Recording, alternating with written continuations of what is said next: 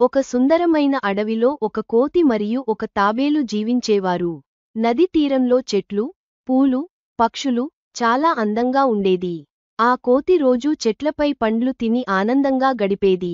నదిలో తాబేలు ప్రశాంతంగా జీవించేది. ఒకరోజు కోతి తాబేలుతో మాట్లాడింది. హే తాబేలు, నీకు ఎంత సరదాగా ఉంటుంది. నువ్వు రోజంతా నీటిలో ఈత కొడుతూ సుఖంగా ఉంటావు. హాహా, నిజమే కోతి. కానీ నీకు కూడా చెట్లపై దూకుతూ, పండ్లు తింటూ సరదాగా ఉండదా? అవును కాని, నీటిలో ఈత కొట్టడం చాలా ఫన్గా ఉంటుంది అనిపిస్తోంది. నేను కూడా ఈరోజు నీటిలోకి దూకి ఈత కొడతాను. అలా చెయ్యకు కోతి. నీకు ఈత రాదు. నీ పని చెట్లపై దూకడం, నా పని నీటిలో ఈత కొట్టడం. తాబేలు చెప్పిన మాటలు కోతికి అర్థం కాలేదు. అది నీటిలోకి దూకేసింది.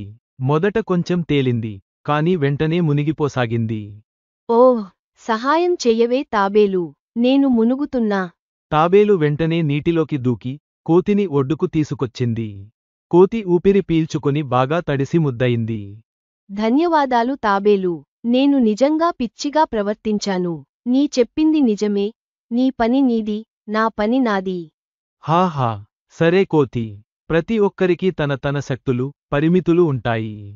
ఆ రోజు నుంచి కోతి తన తప్పు గ్రహించింది. ఇద్దరూ మళ్ళీ మంచి స్నేహితులుగా మారారు. The end.